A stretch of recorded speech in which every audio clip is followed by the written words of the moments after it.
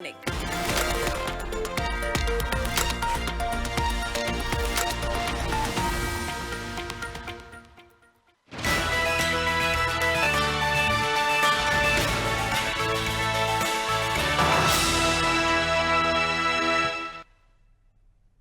नमस्कार, मैं हूं पल्लवी परिहार और आप देख रहे हैं हमारा विशेष कार्यक्रम छत्तीसगढ़ के बाद हमारे साथ। आज बात मोदी सरकार के 12 साल पर हो रही सियासत की। प्रधानमंत्री नरेंद्र मोदी सरकार के 12 साल पूरे होने पर भी छत्तीसगढ़ में भी आरोप प्रत्यारोप तेज हो गए हैं। छत्तीसगढ़ पहुंची अभिनेत्री और भाजपा सांसद कंगना रनौत ने प्रधानमंत्री नरेंद्र मोदी के 12 साल के कार्यकाल को पूरे देश के लिए बहुत गर्व की बात बताया है और दावा किया है कि प्रधानमंत्री जिस तरह से काम कर रहे हैं और देश उन्हें जो रेटिंग दे रही है उससे वे दुनिया के सबसे लोकप्रिय नेता बनकर उभरे हैं। और पीएम मोदी के विजन की तारीफ करते हुए कंगना ने कहा कि मुझे लगता है कि यह उनके लिए अभी सिर्फ शुरुआत है और वे आगे भी इसी तरह का नेतृत्व करते रहेंगे। कंगना ने कहा कि आज पूरा विश्व भारत और प्रधानमंत्री नरेंद्र मोदी की तरफ एक मार्गदर्शक, नेतृत्वकर्ता और विश्व गुरु के रूप में देख रहा है। वहीं कंगना के इस बयान पर पलटवार करते हुए कांग्रेस ने मोदी सरकार के 12 वर्ष को आर्थिक दुर्दशा का दशक बताया है। कांग्रेस का आरोप है कि देश की बिगड़ती आर्थिक स्थिति, महंगाई, बेरोजगारी और वैश्विक संकटों के लिए केंद्र सरकार जिम्मेदार है। तो क्या मोदी सरकार के 12 साल का विकास का नया अध्याय है या फिर आर्थिक चुनौतियों और राजनीतिक प्रचार का दौर? आज की चर्चा इन्हीं सवालों के इर्द गिर्द। पहले कुछ प्रतिक्रियाएं सुन लेते हैं। हमारे लिए, सारे देश के लिए बहुत ही गर्व की बात है और मैं तो कहूंगी कि जिस तरह से प्रधानमंत्री जी काम कर रहे हैं और जिस तरह से देश बार बार उनको जो रेटिंग दे रहा है, जिस तरह से वो पूरे विश्व के सबसे लोकप्रिय नेता बनकर जो है दिन ब दिन उभर रहे हैं, सारा विश्व उनकी तरफ जो है नेतृत्व करने की निगाहों से देख रहा है, विश्व गुरु के रूप में देख रहा है। मुझे लगता है उनके लिए अभी शुरुआत है और हमारे देश का नेतृत्व वो इस तरह से करते रहें और हम उनके लंबी आयु की, अच्छे स्वास्थ्य की बहुत बहुत कामना करते हैं और शुभकामनाएं देते हैं। प्रधानमंत्री नरेंद्र मोदी के 12 साल का कार्यकाल देश की जनता के लिए एक आपदा साबित हुई है। इन 12 सालों में डीजल पेट्रोल के दाम बढ़ गए, इन 12 सालों में महंगाई बढ़ गया। युवाओं को रोज़गार देने का वादा किया था, हर साल 2 करोड़ युवाओं को रोज़गार देना था। इन 12 सालों में अभी तक 24 करोड़ युवाओं को रोज़गार मिलना था, लेकिन रोज़गार के अवसर घट गए। यही नहीं, देश आज भुखमरी इंडेक्स में बांग्लादेश के बाद हमारी स्थिति हो गई है। प्रधानमंत्री नरेंद्र मोदी की सरकार आने के बाद भारत का वैश्विक रूप से बेहद ज़्यादा पतन हुआ है। प्रधानमंत्री दावा करते हैं विश्व गुरु बनने का, लेकिन प्रधानमंत्री अमेरिका के पिछलग्गू बन के रह गए। अमेरिका के राष्ट्रपति खुलेआम बोलते हैं कि हमने भारत को बोला युद्ध विराम करो, भारत युद्ध विराम करता है। अमेरिका अनुमति देता है कि आप रूस से तेल खरीद सकते हैं, तब हम तेल खरीदते हैं। तो हर ढंग से इन 12 सालों में देश का हर वर्ग परेशान हुआ है, हर वर्ग की उन्नति रुकी है। ये 12 साल देश के लिए बेहद ही ज़्यादा आपदा काल साबित हुए हैं। तो देखिए, केंद्र में प्रधानमंत्री नरेंद्र मोदी की सरकार को 12 साल पूरे हो चुके हैं, जहां बीजेपी की ओर से या सभी बीजेपी शासित राज्यों में इसे एक बड़ी उपाधि के तौर पर माना जा रहा है, जश्न मनाया जा रहा है, विभिन्न प्रकार की योजनाएं चलाई जा रही हैं और कहीं ना कहीं इसको लेकर अब सियासत भी देखने को मिल रही है। अब इस पर वार प्रतिवार का दौर शुरू हो गया है। तो वहीं कंगना रनौत के इस बयान ने इस आग में पेट्रोल का काम किया है। तो वहीं इस पर चर्चा करेंगे। हमारे साथ पीयूष मिश्रा भाजपा प्रवक्ता जुड़ गए हैं, आशीष यादव जी जुड़ गए हैं कांग्रेस से और चंद्रशेखर शर्मा जी वरिष्ठ पत्रकार हैं। आप तीनों मेहमानों का नारी टीवी में बहुत बहुत स्वागत है। तो देखिए, प्रधानमंत्री नरेंद्र मोदी के 12 साल का कार्यकाल पूरा हुआ है, कई योजनाएं शुरू की गई हैं, कई लोग संतुष्ट हैं तो कहीं लोगों में असंतुष्टि नजर आ रही है। तो वहीं बीजेपी की ओर से एक बड़ी उपलब्धि माना जा रहा है, बीजेपी सांसद, नेता, मंत्री इसे एक बड़ी उपलब्धि के तौर पर गिनाया जा रहा है उनकी ओर से। तो वहीं कांग्रेस की ओर से भी इसको लेकर काफी शिकायतें हैं। मैं सबसे पहले आशीष जी से पूछना चाहूंगी। आशीष जी, कंगना रनौत ने जो बयान दिया है, निश्चित तौर पर कंगना एक बीजेपी सांसद है, उनकी ओर से, उनके प्रधानमंत्री की ओर से जो भी कार्य किए गए हैं, उनकी उपलब्धियां गिनाई गई हैं, लेकिन उसे सिरे से खारिज करना कांग्रेस की ओर से। आशीष जी, आपकी आवाज हम तक नहीं पहुंच पा रही। मैं कहना चाहूंगा कि कंगना जी की बातों पर कोई टिप्पणी नहीं करना चाहूंगा। उनकी क्या राजनीतिक योग्यता थी कि वो सांसद बनी, ये बात सभी लोग जानते हैं। और देखिए, सबसे बड़ी बात यह है कि भारतीय जनता पार्टी के साथ दिक्कत यह है कि 12 साल 12 फेलियर जो है हम गिनाते आ रहे हैं इनके। जीएसटी ले लीजिए, मणिपुर ले लीजिए, डिमोनेटाइजेशन ले लीजिए, नीट के एग्जाम्स की फेलियर देख लीजिए, एजुकेशन, बेरोजगारी, किसान की आय दुगनी करने की बात, ऐसे तमाम वादे किए गए जिन वादों पर ये बिल्कुल फेल हो चुके हैं। आप देखिए हुआ क्या, इनके दोस्त अडानी जी जो है देश विश्व के सबसे अमीर व्यक्ति बन गए। आज हम पीएसयू से लेकर सारी चीजों को बेच रहे हैं, रेलवे से लेकर सारी चीजों को लीज पर दे रहे हैं।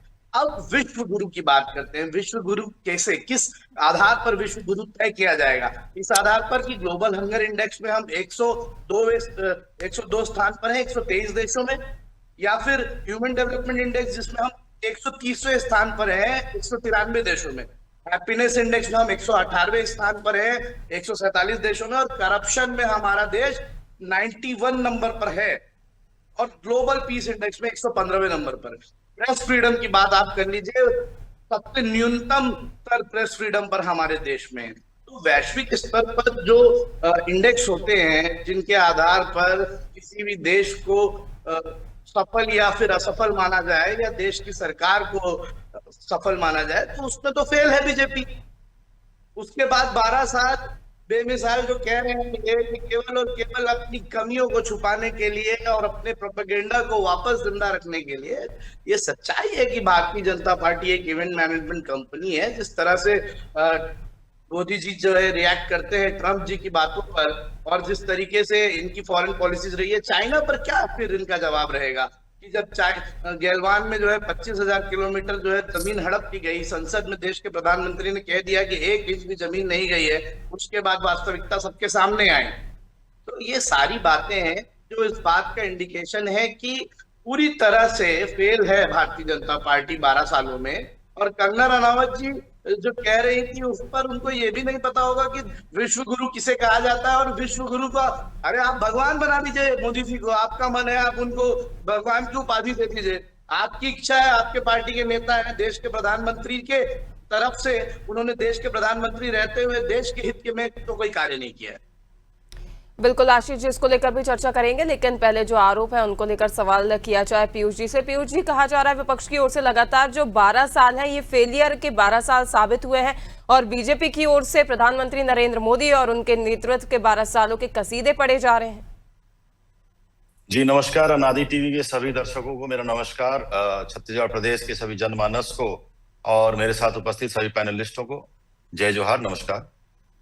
सर्वप्रथम भारत देश के लिए एक बहुत अच्छा स्वर्णिम काल ये 12 वर्षों से रहा है कि हमारे देश में यशस्वी प्रधानमंत्री जी की नेतृत्व वाली सरकार है। उन्होंने इन 12 वर्षों में परफॉर्म भी किया है और रिफॉर्म भी किया है। उन्होंने ऐसी योजनाएं भी लाई हैं जिससे जन कल्याण हो, जिससे जनमानस का भला हो, और उन्होंने ऐसे विषयों को भी काम करके दिखाया है जिससे हमारे भावनाएं जुड़ी हैं। उन्होंने न केवल भारत को आज विश्व पटल में एक मजबूत स्थान दिलाया है, आज विश्व पटल भारत का एक मजबूत हस्ताक्षर है, और इसका पूरा का पूरा श्रेय अगर किसी को जाता है तो आदरणीय मोदी जी को जाता है। उन्होंने इन 12 वर्षों में ऐसे ऐसे उल्लेखनीय कार्य किए हैं जिसकी वर्णन करने से लगभग अभी पूरा डिबेट ही मैं अपने कहते रह जाऊंगा और खत्म नहीं होगा उनके द्वारा किए पाए गए उपलब्धियों को। और 2004 से 14 जो मनमोहन सरकार थी, मनमोहन सिंह जी की सरकार थी, वो सरकार में केवल एक से बढ़कर एक भ्रष्टाचार हुए थे। जो इनके यूपीए के घटक दल थे और सब मिलके केवल भ्रष्टाचार करने का काम किए थे। और अभी मैं आशीष जी की बातों को भी सुन रहा था, विश्व पटल और विश्व में भारत की साखगिरी वाली जो बात कह रहे थे, मैं आज भी वो दृश्य नहीं भूला हूं जब चाइना के विदेश मंत्री और चाइना के अलग डेलीगेशंस आए थे भारत देश में, और हमारे देश के तत्कालीन प्रधानमंत्री मनमोहन सिंह को साइड करके इनके कांग्रेस अध्यक्ष सोनिया गांधी जी उन डेलीगेशन के साथ सामने बैठती थी और देश के प्रधानमंत्री को पीछे साइड में बैठाया जाता था। तो कांग्रेस के पास नैतिक अधिकार नहीं है इस प्रकार की कोई भी बात करने का।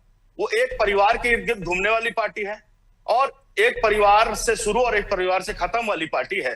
पूरी देश की जनता विगत 12 वर्षों से देख रही है। 2 बार हमने चुनाव में गए हैं, 2012 जब हमारी सरकार बनी 2014 में, तब हम बहुत 24 वर्षों बाद पूर्ण बहुमत वाली सरकार आई थी, गैर कांग्रेसी सरकार आई थी जो पूर्ण बहुमत के साथ सत्ता में आई थी। 2019 में 5 साल उनके उल्लेखनीय कार्य को जनमानस ने आशीर्वाद देते हुए और ज्यादा सीट के साथ बड़ी मेजोरिटी के साथ भारतीय जनता पार्टी की सरकार बनी। 303 सीट हम जीत के आए और 2024 में भी तीसरी बार हमको आशीर्वाद प्राप्त हुआ बिल्कुल है। निश्चित तौर पर पीयूष जी कह सकते हैं जब जनता ने आशीर्वाद देकर सत्ता में पार्टी को दोबारा लेकर आए हैं, लेकिन इस बात से भी नहीं नकारा जा सकता कि भ्रष्टाचार भी चरम पर है।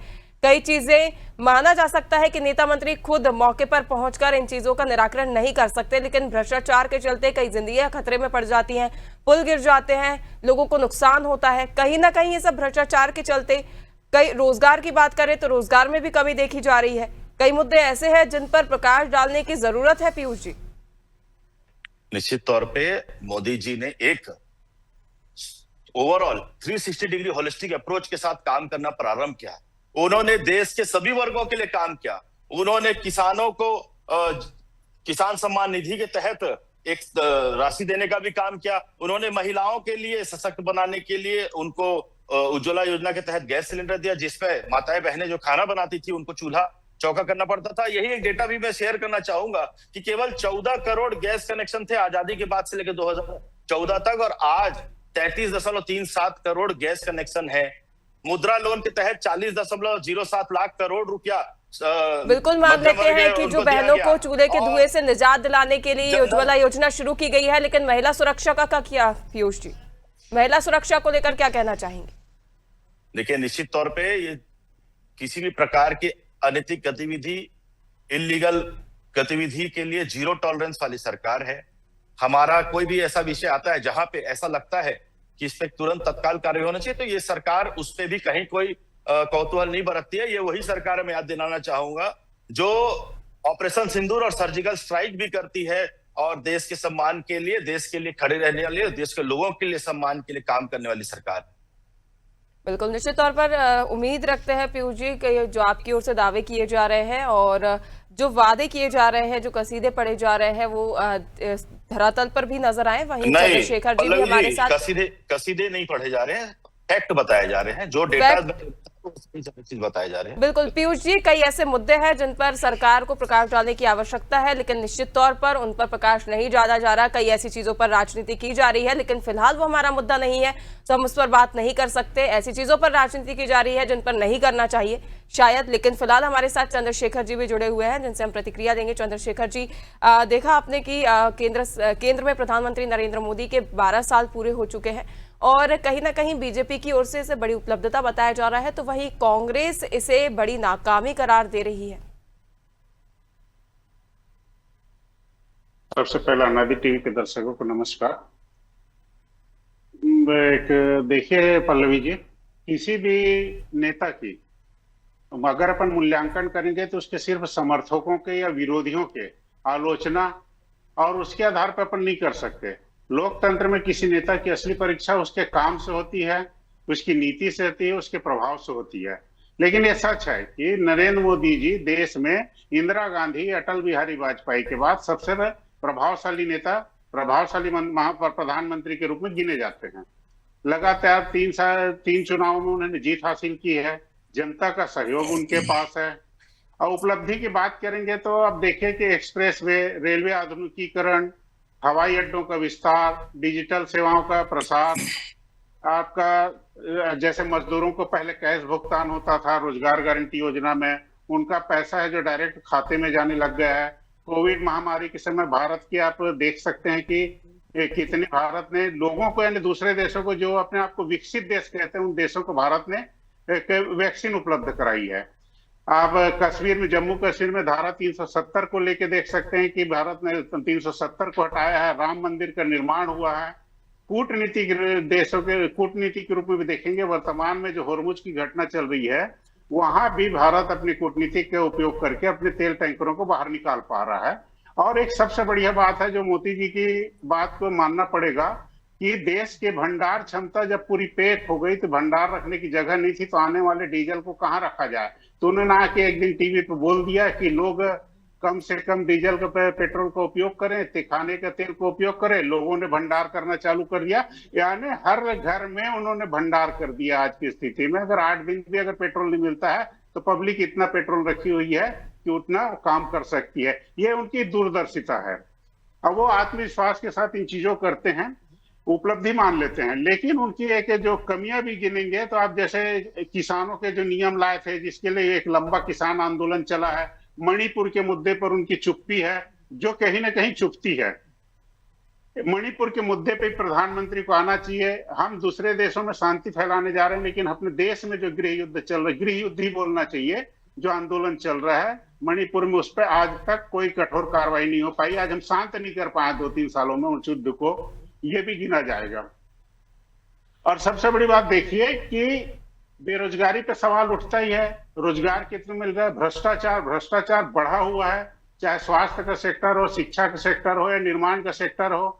हर जगह पुल उनके खुद के राज्य गुजरात में देख लीजिए, बिहार में देख लीजिए, यूपी में देख लीजिए, जहां लगातार पुल गिरने की घटनाएं आ रही, पुल का उद्घाटन नहीं होता है, गिर रहा है। लेकिन जब तक भ्रष्टाचारी जेल नहीं जाएंगे, जब तक ये भ्रष्टाचार रुकने वाला नहीं है। अगर जांच कमेटियां बनेंगी, जांच होती रहेगी और सालों लग जाएंगे अगर किसी अपराधी को जेल जाने के पीछे, तो उसका कोई अर्थ नहीं रह जाता है। नीट की परीक्षा को देख लीजिए, आज नीट की परीक्षा के पीछे कितने बच्चे मर रहे हैं, उन बच्चों की मौत के जिम्मेदार कौन है? उपलब्धियां हम मानते हैं कि प्रधानमंत्री जी काबिल हैं, लेकिन जब नेता किसी उपलब्धि को अपने लिए मानता है तो हम उनकी शाबाशी देते हैं, तो कहीं नाकामी आती तो उनका भी श्रेय उनको लेना पड़ेगा कि इन कमियों के कारण, हाँ हमारे नेता की कमी के कारण ये हो। इसको बीजेपी को बुरा नहीं मानने चाहिए चाहे को। अब किसान, अब ये देखिए कि आप 12 साल का जश्न मना रहे हैं। जब भी भाजपा नेता कोई भाषण देता है तो नेहरू जी आते हैं, अपनी पूर्ववर्ती सरकारों ने ऐसा किया। तो आप 12 साल बाद भी आज भी उनके पीछे क्यों पड़े हुए हैं कि 12 साल पहले ऐसा था, 12 साल पहले उन्होंने ऐसा करके गया? अरे वो जो करना था वो तो करके चले गए, अब हमको क्या करना है, आप उस पर जवाब दीजिए। बिल्कुल, निश्चित तौर पर चंद्रशेखर जी, देखा जाए तो 12 साल का कार्यकाल एक लंबा समय होता है किसी भी देश की स्थिति को बदलने के लिए। वहीं मैं आशीष जी के पास एक बार फिर जाना चाहूंगी। आशीष जी, इससे पहले आपने कहा था कि इनके प्रधानमंत्री की ओर से ऐसा कोई भी कार्य 12 साल में नहीं किया गया, तो ऐसा तो नहीं हो सकता कि 12 साल से कोई देश का प्रधानमंत्री है और देश के हित में एक भी कार्य उनकी ओर से ना किया गया हो? क्या ये देश आपका नहीं? और यदि देश के वो प्रधानमंत्री हैं तो क्या वो प्रधानमंत्री आपके नहीं, आपके पार्टी के प्रधानमंत्री नहीं है? ये हो सकता है? देखिए, देश के प्रधानमंत्री भी हैं और मेरे भी प्रधानमंत्री हैं जी। अब इस प्रधानमंत्री जी की जब सरकार आती है तो जो योजनाओं की बात चल रही थी, 31 ऐसी योजनाएं हैं। यूपीए गवर्नमेंट की योजना चल रही थी, मगर उसका केवल नाम चेंज करके उसमें विज्ञापन के पैसे झोंक के उसकी पब्लिसिटी लेने का काम इन्होंने किया है। आप बात कर रहे थे उज्ज्वला योजना की। उज्ज्वला योजना भी पहले से चल रही थी, free LPG connections to the BPL के नाम से चल रही थी। जो निर्मल भारत था वो स्वच्छ भारत हो गया। उसके बाद जो राजीव आवास योजना था वो सरदार पटेल अर्बन मिशन हो गया। ऐसी 31, ठीक है, मान लेते उज्ज्वला योजना पहले से जारी थी, लेकिन क्या ये सच नहीं है कि उज्ज्वला योजना का नाम बदलने या उस पर काम करने के बाद अधिकतर घर तक जो गैस है कनेक्शन वो पहुंचे हैं? निश्चित रूप से पहुंचना ही था, और देश भी बदल रहा था और देश समय के साथ बदलता ही है। और ये एक स्वाभाविक सी बात है। हम देश के प्रधानमंत्री और सरकार से, ये इनका दायित्व है, इनका कर्तव्य है। इस पे पीठ थपथपाने वाली बात है अगर, तो हम सराहना कर देंगे, कोई दिक्कत नहीं है। मगर जो फेलियर्स हुए हैं, जिस तरीके से देश में इंस्टीट्यूशंस को यूज किया गया, ईडी सीबीआई को पॉलिटिकल टूल, एक खिलौना बनाकर अपने फायदे के लिए इस्तेमाल किया जा रहा है। देखिए ना, ईडी का कन्विक्शन रेट क्या है? पॉलिटिकल केसेस में ईडी का कन्विक्शन रेट 1.5% है मात्र पिछले 10 सालों में। तो ये मुद्दा नहीं है। मुद्दा ये है कि देश का प्रधानमंत्री अगर मणिपुर पे चुप रहता है और चला जाता है विदेश, और आज 12 साल, आज जब देश में बच्चे मर रहे हैं तो क्या कह रहे हैं देश के प्रधानमंत्री? क्यों वो मिनिस्टर इस्तीफा नहीं दे पा रहे हैं? जब किसान बैठे थे आंदोलन पर तो उन्हें भारतीय जनता पार्टी के लोग आतंकवादी कह रहे थे। ये भी तुमने देखा। हमने कोविड के फेज 2 में ये भी देखा कि जिस गंगा के लिए, नमामि गंगा के नाम पर हजारों करोड़ों रुपए खर्च किए गए, वही गंगा की लाशों को तैरते भारत देश ने देखा है, लाखों लाशों को तैरते। तो सच्चाई जो है फैक्ट पे आती है। अगर विश्व गुरु की बात होती है तो निश्चित रूप से जो कंगना रनावत जी ने कहा है, उस पे ये सारे इंडेक्स जो अंतरराष्ट्रीय स्तर के हैं वो इस बात को साबित करते हैं कि ये सिर्फ एक जुमला है, और असल में जो है भारत अंतरराष्ट्रीय स्तर पर पिछड़ चुका है। जो पुराने किए गए डेवलपमेंट को भी पीछे करने में इनकी सरकार सहमत रही है, सहायक रही है। बिल्कुल आशीष जी, जो आपकी ओर से कहा गया है कि यदि कोई काम ऐसे किए जाएंगे तो निश्चित तौर पर सराहना की जाएगी, अब तक तो किए होंगे, सराहना कर दीजिए। कोई मैं ऐसा बहुत काम बता सराहना दीजिए जो करता हूं। आपको अच्छा लगा हो। निश्चित रूप से 370 को हटाया गया, जिस आशीष जी तरीके को से हटाया गया प्रवक्ता वो से हटा डिबेटेबल है। दिया जाएगा। जी प्रवक्ता आशीष जी, पद से ठीक हटा है, दिया एक बार जाएगा। चंद्रशेखर जी से उनकी अंतिम प्रतिक्रिया ले लेते हैं, क्योंकि समय की बाध्यता के चलते हमें कम शब्दों में उनकी प्रतिक्रिया जाननी होगी। जी चंद्रशेखर जी। जी पल्लवी जी, मेरे को एक चीज समझ में नहीं आता, जब कोई भी राजनेता सत्ता में रहता है तब अपनी योजनाओं की बड़ाई करता है। अभी कांग्रेस के प्रवक्ता बोल रहे हैं कि हमारी योजनाओं को बदल दिए, नाम को बदल दिया। कांग्रेस ने भी वही करती है, अटल आवास योजना को राजीव आवास योजना कर दिए। तो योजनाओं का नाम बदलना ये राजनीति में चलता है। वो हर पार्टी चाहती है कि मेरे नेताओं का नाम आगे हो, तो इसलिए वो करते हैं। लेकिन एक चीज मानना पड़ेगा कि जो मोदी जी ने किया है, 370 का हटाना, राम जन्मभूमि का हटाना, सर्जिकल स्ट्राइक करना, कोविड के समय में देश को इतना समर्थ करना कि विकसित देशों को वो वैक्सीन दे, इन चीजों के लिए करना चाहिए, उनकी तारीफ करनी चाहिए। जहां अगर अच्छाई है तो वहां उनकी बुराई है तो बुराई की भी आलोचना करो, अच्छाई है तो उसकी तारीफ भी करना चाहिए। इसके लिए अपन ये नहीं बोल सकते कि मोदी जी ने ये नहीं किया, वो नहीं किया। ये एक राजनीतिक दलों का रहता है कि आपका क्या बोलते हैं कि योजनाओं का मैं जितने भी बैठक में बैठ रहा हूं उसमें सब जगह यही बोलते हैं कि हमारी राजनीतिक, भाई आप भी तो सत्ता में थे, आपने भी योजनाओं का नाम बदला है। ये राजनीति में चलता है, लेकिन काम अच्छा हो रहा है कि नहीं, वो काम चल रहा है कि नहीं, इस पे विचार होना चाहिए, इस पे तुलना कर चलनी चाहिए। बिल्कुल, निश्चित तौर पर यदि कोई हमारे देश का नेतृत्व करता है तो उसके नेतृत्व की सराहना भी उतनी ही उचित है जितनी आलोचना। फिलहाल के लिए आप सभी मेहमानों का जुड़ने के लिए बहुत बहुत धन्यवाद। तो देखिए, लगातार राजनीति तो देखने को मिलती है, लेकिन कई बार आवश्यक हो जाता है कि ज्वलंत मुद्दों और विपक्ष की विरोधाभास से इतर हटकर जो कार्य किए गए हैं प्रधानमंत्री की ओर से और नेतृत्वकर्ता की ओर से, उस पर भी ध्यान देने की आवश्यकता कई बार होती है। लेकिन फिलहाल इस कार्यक्रम में इतना ही। लगातार बने रहिए नादी टीवी के साथ। नमस्कार।